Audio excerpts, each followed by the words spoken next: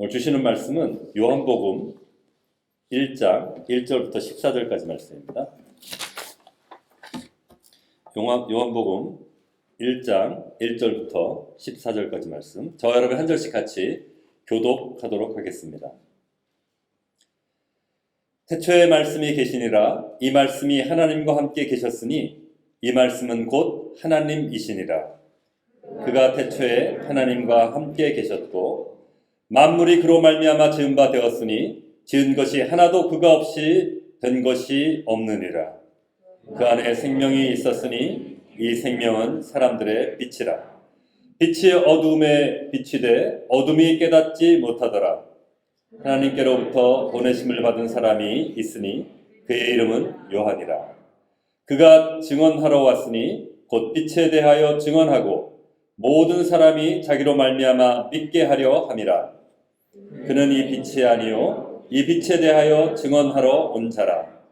참 빛, 곧 세상에 와서 각 사람에게 비추는 빛이 있었나니 그가 세상에 계셨으며 세상은 그로 말미암아 지은 바 되었으되 세상이 그를 알지 못하였고 자기 땅에 오매 자기 백성이 영접하지 아니하였으나 영접하는 자 곧 그 이름을 믿는 자들에게는 하나님의 자녀가 되는 권세를 주셨으니 이는 혈통으로나 육정으로나 사람의 뜻으로 나지 아니하고 오직 하나님께로부터 난 자들이니라.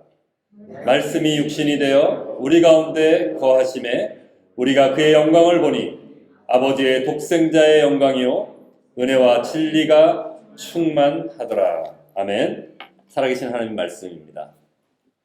하나님, 주님의 능력의 말씀 앞에 이 아침에 섭니다. 이 성탄의 아침, 주님, 그 예수님의 이 땅에 오심을 저희가 기뻐하며 그 성탄의 의미를 잘 새기는 귀한 이 아침 되게 하여 주시옵소서. 주님 말씀하여 주시옵소서. 저희가 듣겠나이다. 예수 그리스도 이름으로 기도합니다. 아멘. 오늘은 성탄 주일입니다. 성탄을 기뻐하며 우리가 드리는 예배인데요. 여러분, 성탄절 하면 제일 처음 떠오르시는 생각이 무엇입니까? 지금 생각해 보세요. 성탄절 그러면 딱 떠오르시는 생각. 어떤 게 있으세요? 머릿속에 한번 생각해 보세요. 크리스마스 트리, 캐롤송, 산타, 선물, 가족들 파티, 모임, 성탄 예배, 예수님, 이런 캐테고리에 들어가나요? 아니면 다른 분들 다른 생각하실 수도 있을 것 같은데 우리는 성탄절을 영어로 크리스마스라고 그러죠. 크리스마스. 이 크리스마스가 어떻게 만들어진 단어인가 하면 예수님을 의미하는 Christ하고 성찬 예식을 얘기하는 Mass 그에서 마스가 왔고요. 그래서 The Mass of Christ를 이렇게 조합해서 만든 단어가 메리 크리스마스라고 합니다. 이 크리스마스는 예수님의 탄생을 기념하는 날이죠. 그죠? 그리고 그 예수님이 이 땅에 인간의 몸으로 오셔서 우리 죄를 위해서 십자가에 대신하여 죽으심으로 우리가 그 예수님을 믿을 때 구원을 받게 되는 그 구원의 길이 열린 것을 우리가 감사하고 또 축하하는 날이기도 합니다. 더 나아가서 성탄의 의미를 좀 더 확장시켜 보면 이제 다시 오실 예수님, 아기 예수로 이 땅에 처음 오신 성탄을 축하하는 것이지만 앞으로 이제 마지막 때에 다시 오실 예수님을 우리가 기억하고 갈망하고 기대하는 시간이기도 합니다. 그런데 이 성탄절이 우리 믿는 그리스도인들만의 축제도 또 아니죠. 그죠? 믿지 않는 사람들도 크리스마스 하면 굉장한 축제잖아요. 그죠? 그래서 같이 선물을 나누고 가족끼리 다 모이고 아주 미국에서도 굉장히 큰 명절이죠. 그죠? 그러다 보니까 이 성탄절이 상업적으로 많이 이용돼서 굉장한 할인 행사도 하고요. 또 많은 어떤 경제 활동이 일어나는 시간이기도 하죠. 이런 상황이다 보니까 원래 성탄절의 의미가 많이 퇴색되고 예수님은 사라지고 선물과 파티만 남는 이러한 기이한 현상이 일어나기도 합니다.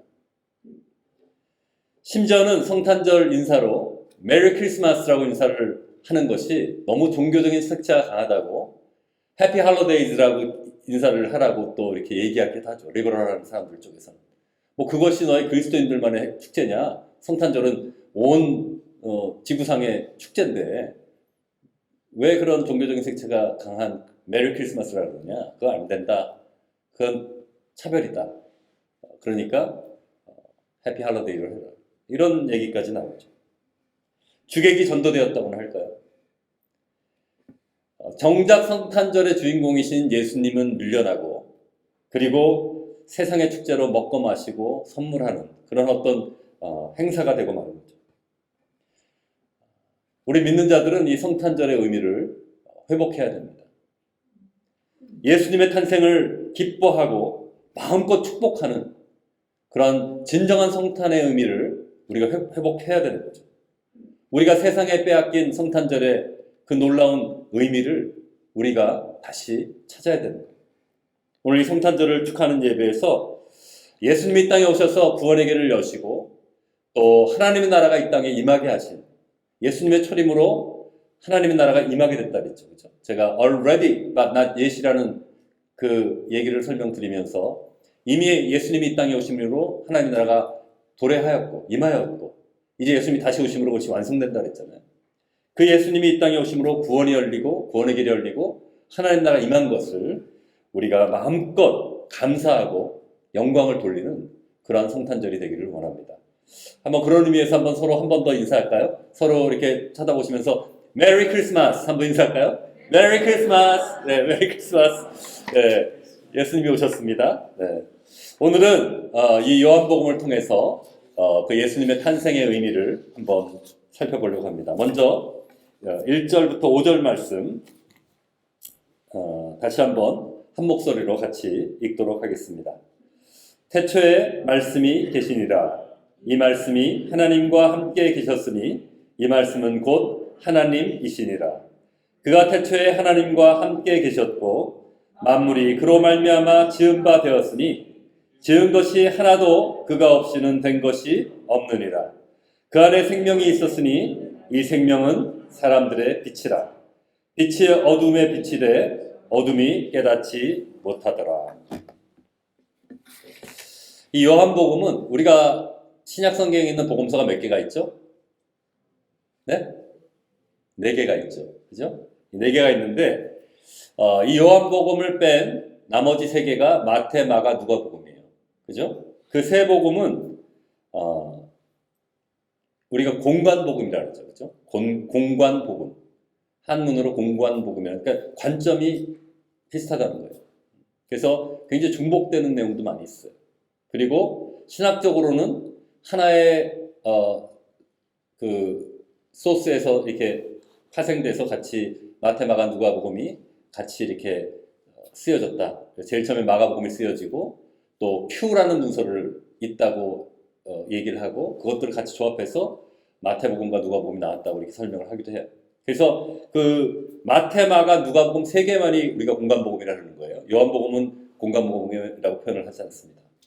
근데 이 요한복음은 굉장히 독특해요.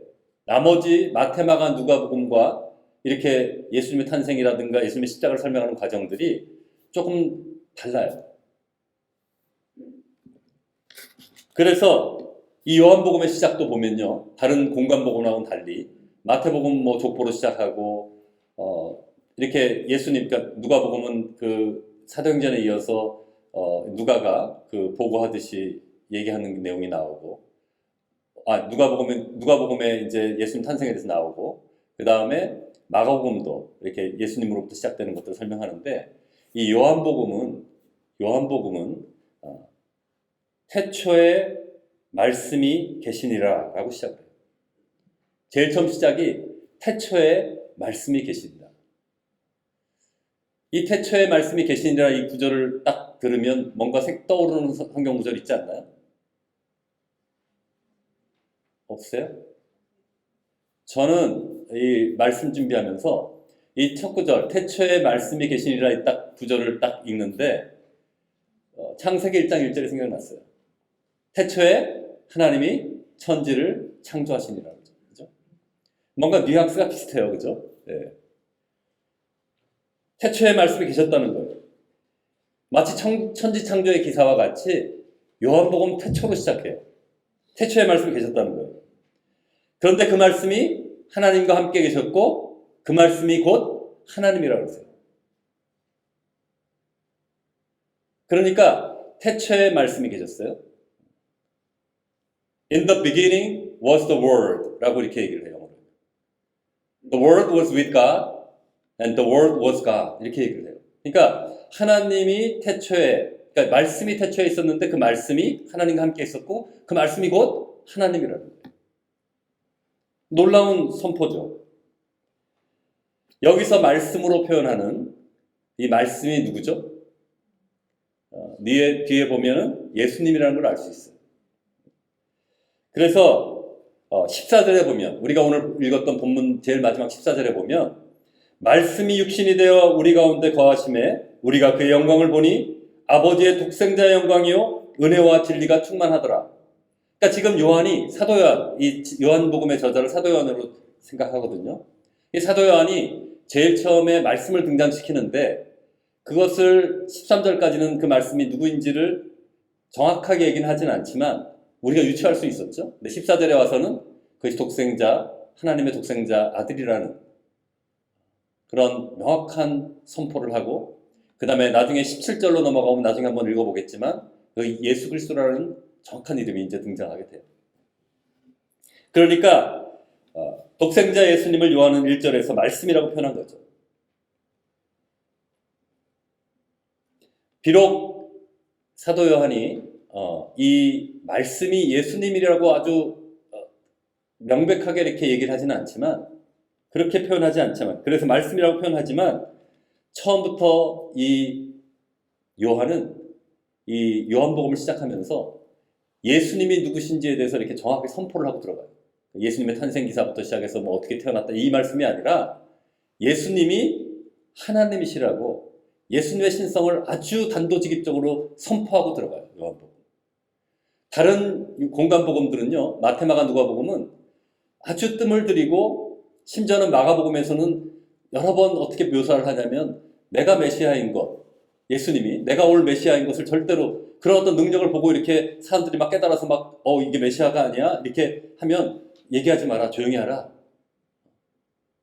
아직 때가 되지 않았다. 이렇게 막아요. 근데 요한복음에서는 어떻게 해요? 말씀이 태초부터 계셨는데 그 말씀이 하나님이 계셨고 그 말씀이 하나님이다. 그런데 그 하나님, 그 말씀이 예수님이다. 이렇게 아주 명확하게 예수님에 대해서 선포하고 시작한다는 거죠. 그리고 이어지는 3절에 보면 만물이 그로 말미암아 지은 바 되었대요. 그러니까 창조, 하나님이 창세기에서는 하나님이 세상을 창조하셨다고 1장 1절에 얘기하는데 그 삼위일체 하나님의 한 분이신 성자 예수님, 그 창조 때에도 함께 하셨다, 같이 창조하셨다라고 창조주이심을 또 선포하고 있어요. 여기까지 읽어보면 창세기 1장 1절, 아까 처음에 제가 말씀드렸던 태초에 하나님이 천지를 창조하시니라, 그런 구절하고요, 지금까지 이렇게 분석해본 1절부터 5절까지 딱 들어보면 태초에 말씀이 있었어요. 그죠? 태초가 중복되죠? 말씀이 있었어요. 말씀이 하나님과 함께 하셨고 말씀이 곧 하나님이에요. 태초에 말씀이 계셨는데 그 말씀이 하나님이니까 태초에 하나님이, 여기 보면 조금 전에 읽은 것처럼 이 말씀이 천지를 창조하는데 이 말씀으로 말미암아 창조했다고 얘기하잖아요. 창조하셨다는 거예요. 동일한 내용을 지금 반복하고 있는 거예요. 그걸 한번 머리에 두고 얘기를 들었으면 좋겠습니다. 그러니까 창세기에 최초의 인간 창조의 얘기가 나오죠. 세상의 창조 얘기가 나오는데 이 첫사람 아담과 하와는 죄로 인해서 에덴 동산에서 쫓겨나고 하나님과 분리되는 그런 아픔을 겪게 되죠. 그죠? 첫 번째 창조에서 타락하게 되는 겁니다. 그래서 하나님은 우리 인간을 구원하기 위해서 독생자 예수를 이 땅에 보내셔서 그 구원 계획을 세우신 거예요. 그러니까 창조 후에 수천 년이 지나서 예수님이 이 땅에 오심으로, 아기 예수로 이 땅에 탄생되심으로 그 구원의 계획이 이루어지는 거예요.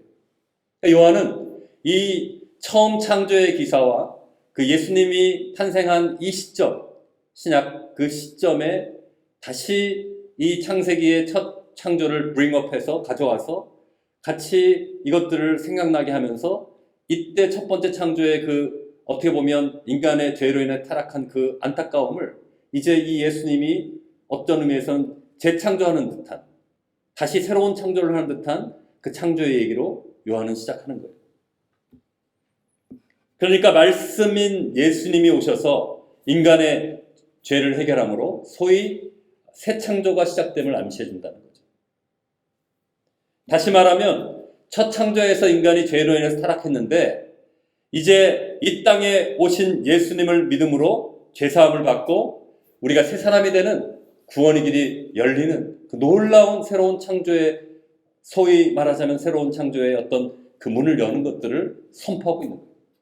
굉장히 장엄하고 굉장히 놀라운 선포의 말씀인 것이죠. 이렇게 창조에 참여한 예수님 안에 이제 이어지는 말씀들에 보면 이 예수님 안에 생명이 있고 그 생명은 사람들의 빛이라고 얘기하죠. 이제 말씀이신 예수님에서부터 시작해서 그 말씀 안에 생명이 있고 생명 안에 그 생명이 사람들의 빛이다라고 이제 얘기를 전개합니다. 그리고 그 빛이 어두움에 비쳤는데 그 빛이 어두움이 비쳤는데도 불구하고 그 어두움이 깨닫지 못했다. 그러니까 예수님이 죄로 인해 이미 죽어있던 우리들에게 빛으로 오신 거죠. 그런데 그 어둠에 있는 우리가 그 빛을 알아보지 못한 거예요. 사랑하는 여러분, 이 사도 요한처럼 정말 예수님에 대해서 우리가 정말 이런 믿음의 선포를 할 수 있습니까? 내가 믿는 예수님이 태초에 하나님과 함께 계셨고 내가 믿는 예수님이 삼위일체 하나님인 것을 확실하게 믿으시냐는 거예요. 아니면 아직도 예수님이 누구신지 의심이 가고 믿기가 힘드십니까? 사실 우리가 그리스도인이라고 고백은 하지만 우리 그리스도인들 중에도 교회를 정기적으로 출석하고 있는 분들 중에도 예수님이 정말 하나님의 아들이고 예수님이 하나님이시고 그 예수님이 우리를 사셨다는 걸 믿지 못하는 사람들, 아직도 의심하는 사람들이 많이 있어요. 심지어는 소수의 목회자들조차도 설교는 그렇게 하지만 본인조차도 믿지 못한다는 그런 세상 가운데 우리는 살아가고 있는 거죠. 여러분이 정말 예수님을 인격적으로 깊이 아시냐는 거예요. 그 예수님을 정말 친밀하게 그 예수님과 교제하고 계시냐는 거예요. 우리가 그냥 피상적으로 아는 건 중요하지 않아요. 제가 말씀드렸죠. 우리 다 트럼프 대통령을 알지만 우리가 트럼프 대통령은 우리를 알지도 못하고 우리가 개인적으로 교제해보지도 못했고 그냥 아는 것들이 매스컴을 통해서 우리가 아는 거예요. 그런 식으로 알면 안 된다는 거죠. 정말 예수님이 살아계신 하나님이고 정말 우리의 죄를 사하신 나의 구세주고 나의 주님이시라는 것을 우리가 진정으로 믿고 매일매일 삶 가운데 예수님과 동행하고 친밀하게 교제하는 거죠. 그러한 예수님에 대한 믿음이 회복되는 이 성탄절이 되기를 원합니다. 이제 사도 요한은 세례 요한을 등장시켜서 빛 대신 예수님을 증거합니다. 6절부터 8절까지 말씀, 6절부터 8절까지 말씀을 같이 한 목소리로 읽도록 하겠습니다. 시작. 하나님께로부터 보내심을 받은 사람이 있으니 그의 이름은 요한이라. 그가 증언하러 왔으니 곧 빛에 대하여 증언하고 모든 사람이 자기로 말미암아 믿게 하려 함이라. 그는 빛이 아니요 이 빛에 대하여 증언하러 온 자라. 아멘. 이제 사도 요한은 세례 요한을 등장시킵니다. 똑같이 이름이 요한이라서 헷갈려요. 근데 우리가 요한복음의 저자인 사도 요한이 이제 그 세례 요한을 이제 등장시킵니다. 그러면서 이제 빛 대신 예수를 이제 증거하는데요. 예수님이 그 세례 요한이 그 예수님을 빛이라고 표현했는데 이 빛에 대해서 증언하러 왔고 그리고 빛에 대해서 증언함으로 사람들이 그 예수님을 믿게 하기 위해서 이 땅에 왔다는 거예요. 하나님의 보내심을 받았다는 거예요. 그러면서 그는 자신이 빛이 아니고 빛에 대해서 증언하러 온 사람이라고 얘기해요. 그렇죠? 사랑하는 여러분, 저와 여러분도 예수님에 대해서 증언하러 온 사람이지, 증거하는 사람이고 전하는 사람이지, 우리가 예수님이 아니에요. 아니, 목사님 무슨 말씀하세요? 당연한 얘기를 갑자기 생뚱맞게 내가 예수님을 생각해 본 적이 없는데요? 아니요. 우리가 정말 예수님이 되려고 할 때가 많아요. 예수님이라는 그 인물이 되는 건 아니지만 예수님의 역할을 하려고 할 때가 많다는 거예요. 내가 내 삶의 주인이 돼서 또 교회의 주인이 돼서 내가 내 삶을 좌지우지하고 내가 교회를 좌지우지하려고 그래요.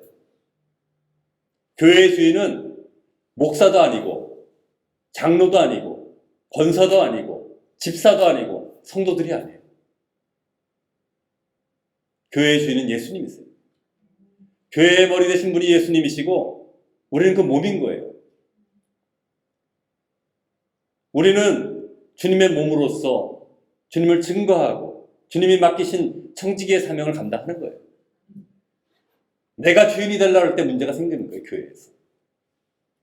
마치 목회자가 이 교회의 주인인 것처럼 행사할 때 교회는 문제가 생기는 거고요. 장로가 내가 이 교회의 주인인 것처럼 행동할 때 교회는 문제가 생기는 거예요. 여러분, 정말 우리의 본분을 잘 알고 주님을 섬길 수 있기를 원합니다. 우리의 정체성에 대해서 정확히 알기를 원합니다. 착각하지 마세요. 교회는 세상의 조직이 아니에요. 내가 한 회사의 CEO가 돼서 내가 좌지우지하는 것처럼 교회를 흔들려고 그러지 마세요. 세례요한은 빛이신 예수님을 증언하러 온 자라는 정체성을 확실히 하고 예수님을 섬겼어요. 그는 자신의 제자들이 자기한테 와서 세례요한에게 와서 세례요한이 사역을 예수님보다 먼저 했죠. 그죠? 그리고 세례요한이 예수님에서 세례를 준 사람이에요. 그죠? 그런데 세례요한의 제자들이 와서 얘기하는 거예요. 선생님, 지금 보니까요, 사람들이 전부 다 예수님한테 가서 세례를 받아요. 세례요한 선생님이 원조잖아요. 원조고 예수님도 세례 줬는데 아니 예수님한테 사람들이 간다니까요. 그때 세례요한이 뭐라 그래요? 그는 흥하여야겠고 나는 쇠하여야 하리라. 그 예수님을 시기하고 질투하고 그렇게 하는 것이 아니라 그분이 흥해야 되겠고 나는 쇠해야 된다. 정확한 정체성을 갖고 있었어요. 예수님이 등장하시기 전까지 세례요한은 너무 존경받고 너무 유명한 그러한 영적인 지도자였어요.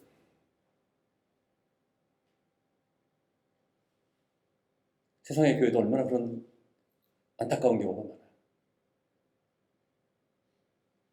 내가 옆에 교회가 잘 되면 시기와 질투가 생기고 내 옆에 있는 목사가 뜨면 시기와 질투가 생기고 너무너무 잘못된 것이죠. 하나님 나라가 같이 확장되어 가고 우리가 사도신경에서 고백하듯이 유니버설 철치라고 하잖아요. 그죠? 예수님을 머리로 하는 지구상에 있는 모든 교회는 원 바디예요. 그러니까 교회가 같이 건강해지고 같이 본질을 회복하고 같이 성장해 가야 되는 것이지 우리 교회는 잘 돼야 되고 우리 교회가 잘 되기 위해서 저쪽 교회가 문제가 생기니까 잘 됐다. 저쪽 교회에서 교인들이 우리 교회로 와서 우리 교회가 많아지겠구나. 혹시 그런 착각을 하신 적이 있다면 회개하시고 앞으로는 절대 그런 생각하지 마세요. 우리 같이 서로 도와서 하나님 나라를 확장해야 되는 거예요.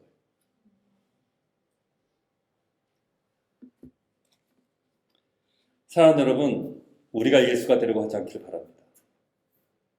우리가 내 인생의 주인이 되어서 예수님을 나의 주, 나의 하나님으로 영접하다 그러죠. 또 Lord라는 게 뭐예요? Lord라는 주라는 게 뭐예요?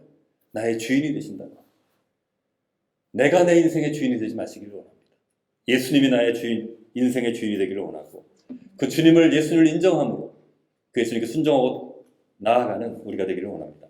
요한은 계속해서 이 참빛에 대해서 설명을 합니다. 마지막으로 9절부터 14절까지 말씀을 같이 한 목소리로 읽도록 하겠습니다. 9절부터 14절까지 말씀. 시작. 참빛 곧 세상에 와서 각 사람에게 비추는 빛이 있었나니 그가 세상에 계셨으며 세상은 그로 말미암아 지은 바 되었으되 세상이 그를 알지 못하였고 자기 땅에 오매 자기 백성이 영접하지 아니하였으나 영접하는 자 곧 그 이름을 믿는 자들에게는 하나님의 자녀가 되는 권세를 주셨으니 이는 혈통으로나 육정으로나 사람의 뜻으로 나지 아니하고 오직 하나님께로부터 난 자들이니라.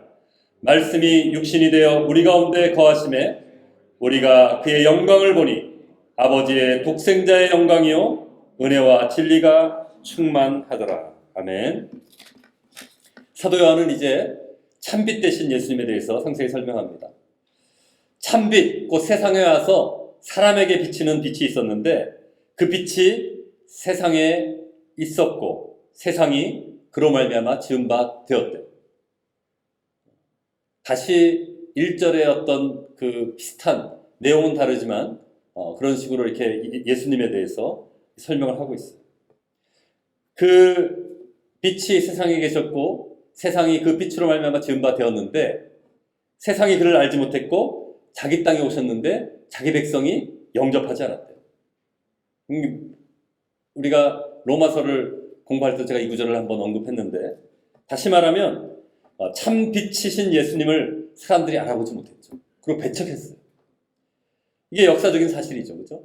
예수님이 유대인의 왕으로, 그죠? 다윗의 자손, 마태복음에 나오죠. 다윗의 자손이고, 아브라함부터 얘기가 나오죠. 그 족보에, 마태복음에. 아브라함으로부터 시작해서 다윗을 거쳐서 그 예수님이 태어나셨는데, 그 예수님을 그 동족 유대인들이 예수님이 이 땅에서 공생활 시작됐을 때 환영하고 기뻐하고 받아들였나요? 아니죠.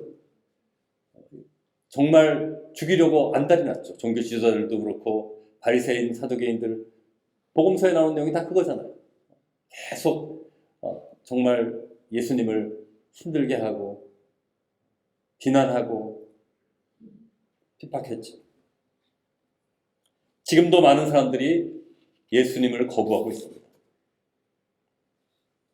예수님이 세상의 유일한 참 빛이고 소망인데 그럼에도 불구하고 많은 사람들이 예수님을 거부하고 세상을 추구하고 있죠. 그러나 영접하는 자 곧 그 이름을 믿는 자들에게는 하나님의 자녀가 되는 권세를 주신다. 놀라운 복음의 선포죠. 우리가 예수님을 믿을 때 우리가 구원을 받게 된다는 거예요. 여기까지 설명한 사도 요한은 이제 결론적으로 지금까지 설명하고 있는 말씀이다, 그 안에 생명이 있다, 빛이다, 처음에 말씀으로 태초에 말씀이 계시니라 말씀이 하나님과 함께 하셨고 그 말씀이 곧 하나님이라고 얘기했을 때 그 말씀 1, 2 앞부분 3절 지나서는 모든 그 주어가 대명사로 받게 돼 있어요. 그래서 우리 개역개정에서는 그가라고 이렇게 그 대명사를 번역해서 우리가 예수님을 쉽게 유추하게 했는데 어쨌든 대명사로만 얘기했기 때문에 그 예수님이 그게 예수님인지 아닌지 유추할 수 있어도 정확히 알 수 없었는데 이제 14절에서 정확하게 얘기하는 거죠. 그리고 17절에서 정확하게 요한복음 1장 1절부터 시작해서 17절에 와서 정확하게 예수 그리스도의 이름을 얘기해요. 우리 17절 한번 읽어볼까요? 요한복음 1장 17절 시작. 율법은 모세로 말미암아 주어진 것이요 은혜와 진리는 예수 그리스도로 말미암아 온 것이다. 사도 요한은 정확하게 내가 지금 말하는 말씀이 그 빛이 예수님이다 라고 선포를 하는 거예요. 그러니까 하나님의 아들이신 예수님이 육신의 몸으로 이 땅에 오셨고 우리가 그 영광을 보며 은혜와 진리가 충만하더라 라고 그 예수님에 대해서 선포하고 있는 거죠. 이분이 우리 예수님이에요. 멋있지 않으세요? 너무 감사하지 않으세요? 그분이 우리 예수님이에요. 우리는 예수님이 완전한 인간으로 이 땅에 오심을 반드시 믿어야 돼요. 우리가 성육신이라 그러죠. incarnation. 그죠? 하나님이 인간의 몸으로 육신의 몸을 입고 이 땅에 왔다. 성육신. 그것이 성탄절이에요. 하나님인 예수님이 인간의 몸을 입고 이 땅에 오셨다는 거예요. 오늘 우리는 이 예수님의 탄생을 축하하고 있는 거죠. 여러분, 하나님이 인간의 모습으로 인간의 몸을 입고 왔다는 게 어떤 느낌일까요, 여러분? 가끔 성경에 보면 우리가 번역할 때 벌레만도 못한 우리라고 이렇게 우리를 낮추어서 고백하는 내용이 나오죠. 번역본에 따라서 다르게 번역을 하지만 우리가 한번 이런 상상을 해보세요. 내가 예를 들어서 하나님이 인간의 모습으로 온 게 우리의 지금 위치에서 정말 그런 어떤 작은 개미 같은 어떤 그 벌레의 모습으로 내려간다고 생각했을 때 그 느낌이 어떨까를 한번 상상을 해보세요. 만왕의 양이신 하나님이 인간의 몸에 갇힌다고 표현을 할 수도 있는 거잖아요. 그렇게 오셨어요. 죄 없으신 완전하신 예수님이 사람의 몸으로 오셔서 우리 죄를 대신한 십자가에 돌아가신 거예요. 그래서 우리가 멸망하지 않고 구원과 영생을 얻게 된 거죠. 그런데 예수님은 왜 연약한 인간의 모습으로 이 땅에 오신 걸까요? 메시아면 좀 멋있게 오면 좋잖아요. 재림할 때 구름 타고 오신다 그랬는데 그렇게 오거나 우리가 좀 다니엘서 묵상했지만 천사장 미가엘과 같이 이렇게 아주 엄청난 모습으로 오시면 좋을 텐데 왜 인간의 모습으로 오셨냐는 거예요. 아기 예수로 왜 오셨냐는 거예요. 연약한 마리아의 몸에서 배에서 10개월 동안 성장하시고 우리 인간과 똑같이 그런 진통을 거쳐서 출생되시고 그리고 30세 때까지 평범한 인간으로 성장하셔서 30세부터 공생애를 사셨는데 그랬기 때문에 예수님의 주위에 있던 사람들 처음에는 그 가족들조차도 형제들조차도 예수님이 이거 미친 거 아니야? 주위에 그 동네 사람들이나 같이 그 예수님의 성장을 봤던 사람들은 아니 저 목사의 아들 예수 제가 무슨 메시아야 그런 블라스피미가 어딨어 그런 하나님에 대한 모욕이 어딨어 이게 당연한 반응이라고 생각해요. 근데 왜 그런 성육신에 그 말도 안 돼 보이고 그렇게 초라해 보이고 그런 왜 인간의 모습으로 왔냐는 거죠. 왜냐하면 우리 죄를 대속하기 위해서는 우리는 인간이며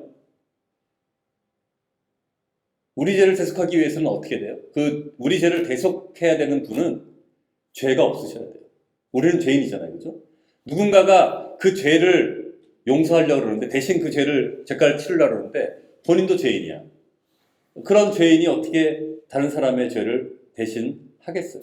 죄가 없으셔야 되고 또 우리가 인간이기 때문에 인간의 모습으로 오셔서 그 죄를 사할 수 있었어요. 그러니까 우리가 그 예수님이 우리를 구원하시기 위해서는 인간이고 죄인인 우리를 그 죄를 사해 주시기 위해서는 그 예수님이 완전한 인간의 모습으로 죄가 없으신 모습으로 와야 되는 그 두 가지 필요 조건이 맞아야 된다는 거죠. 그렇게 우리의 죄를 사해 주시기 위해서는 똑같은 인간의 모습으로 와서 우리가 죄인이니까 그 죄를 해결하기 위해서는 죄가 없으신 분이 그렇게 와야 되기 때문에 이 땅에 그런 인간의 모습으로 오신 거죠. 그렇게 완전한 인간이었기 때문에 마리아의 태에 잉태돼서 똑같이 인간의 모습으로 태어났죠. 그렇죠? 그리고 죄가 없으셔야 됐기 때문에 예수님이 어떻게 잉태되셨죠? 성령으로 잉태되셨죠. 그렇죠? 인간의 죄의 유전을 받지 않고 성령으로 인간의 남편의 스펌을 통해서 생명이 만들어진 것이 아니라 정말 하나님이 성령으로 잉태하게 하셔서 죄가 없으신 분으로 이 땅에 오게 하셨고 또 예수님의 평생에 죄를 범하지 않으셨죠. 그랬기 때문에 우리 죄를 사하여 주실 수 있었던 겁니다. 그래서 우리를 대신해서 십자가에 돌아가심으로 우리가 믿으면 구원을 받게 된 것이죠. 하나님은 우리를 너무도 사랑하셨기 때문에 우리를 포기하지 않으시고 구원의 길을 열어주셨습니다. 이를 요한복음 3장 16절은 이렇게 표현해요. 여러분 다 외우셨죠? 하나님이 세상을 이처럼 사랑하사 독생자를 주셨으니 이는 그를 믿는 자마다 멸망치 않고 영생을 얻게 하십니다. 하나님이 세상을 어떻게 사랑하셨다고요? 이처럼 사랑하사. 원어에 보면 엄청난 사랑을 의미하고 있어요. 이처럼 사랑하사.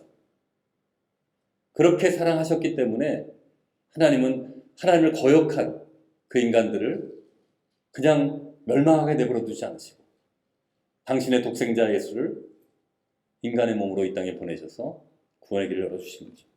말씀을 정리하겠습니다. 하나님은 우리를 너무나도 사랑하셔서 창조할 때부터 우리에게 자유의지를 주셨어요. 우리를 로봇으로 만들지 않으셨다는 거죠. 모든 것을 프로그래밍에 넣어서 이렇게 저렇게 평생을 이렇게 살아가게 만들어 놓지 않으셨어요. 하나님을 감히 거부할 자유의지조차도 우리에게 주신 거예요. 그러니까 우리를 진정한 사랑의 존재로 만드신 것이죠. 전능하신 하나님이시기 때문에 우리를 억지로 하나님한테 강제로 사랑하게 만들 수 있을까요? 없을까요? 그렇게 만드실 수 있어요. 하나님이 그렇게 왜 못 만드시겠어요? 그렇게 만드실 수 있죠.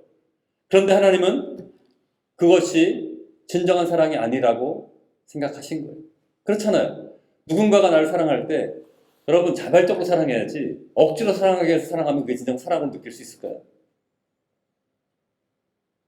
여러분 연애해보셨죠? 부부관계도 마찬가지예요. 자발적으로 나를 사랑해줘야지 윽박지르고 막 위협해가지고 나를 사랑하게 만들면 그게 사랑인가요? 그래서 하나님은 우리 인간들이 하나님을 거부할 수 있음을 아심에도 불구하고 완전한 사랑을 주시기 위해서 우리에게 자유의지를 주셨어요. 그래서 첫사람 아담은 어떻게 했어요? 그 자유의지를 가지고 하나님을 불순종했죠. 죄를 범했어요. 그래서 인류의 죄가 들어왔고 그 죄의 삭스로 사망이 들어왔죠. 그래서 인간은 멸망할 수밖에 없게 된 거예요. 그렇죠? 근데 하나님이 이 안타까운 상황에서 인간에 대한 사랑을 포기하지 않고 구원의 계획을 가지셨는데 이 인간의 구원의 계획에도 하나님께서는 인간의 선택의 자유의지를 허락하신 거예요. 여기서도 구원을 선택하는 그 자유의지조차도 또 하나님께서 허락하심으로 정말 참사랑을 하나님께서는 추구하신 것이죠. 그래서 독생자 예수를 이 땅에 보내셔서 십자가에 돌아가심으로 우리의 죄를 구원하실 길을 여셨는데 그냥 억지로 그래서 모든 사람을 이렇게 믿게 해서 구원하게 하시는 것이 아니라 우리에게 주신 자유의지로 우리가 그 믿음에 반응할 수 있도록 우리가 선택해서 반응할 수 있도록 우리에게 자유의지를 주신 거죠. 이 놀라운 구원의 계획은 타락한 인간을 향한 정말 변치 않는 하나님의 완전한 사랑을 보여주는 거예요. 완전한 사랑. 이미 죄로 죽었던 우리를 구원해 주시는 놀라우신 하나님의 사랑인 거죠. 그러므로 이 구세주 예수님이 이 땅에 오신 성탄절은 우리 믿는 자들에게는 놀라운 축복의 시간이에요. 놀라운 기쁨의 시간이에요. 축제의 시간이에요. 너무너무 기뻐해야 되는 거예요. 왜냐하면 우리가 구원의 길이 열렸기 때문에. 그러므로 구원받은 우리는 죄로 인해 잃어버렸던 우리의 참된 기쁨을 다시 회복할 수 있게 되었고 그리고 주 안에서 마음껏 기뻐하며 감사하며 살아갈 수 있게 된 거예요. 그래서 우리 그리스도인들은 기뻐해야 돼요. 감사해야 돼요. 그러니까 막 심각하고 막 늘 이렇게 막 뭐 지켜야 될 것들에 쩌들어서 막 율법죄에 빠져 사는 게 그게 그리스도인의 모습이 아니에요. 얼굴에 빛이 나고 기쁨 때문에 막 이렇게 정말 갓 태어난 망아지가 뛰듯이 말라게 나오나요? 그런 기쁨이 있어야 되는 거예요, 우리 가운데. 여러분, 내년 2021년 우리 교회 표어가 구원의 기쁨을 회복하라입니다. 정말 기도하면서 어떤 표어를 쓰면 좋을까 여러 가지 생각들이 있었지만 우리 그리스도인들에게 가장 필요한 것은 가장 기본이 되는 것, 기초가 되는 것은 우리가 구원의 기쁨을 회복하는 거예요. 그래서 그 놀라운 우리를 구원해 주신 놀라운 그 하나님의 은혜와 사랑, 그 기쁨을 회복하는 2021년 한 해가 되기를 원합니다. 이 예수님이 크리스마스 성탄절의 주인이십니다.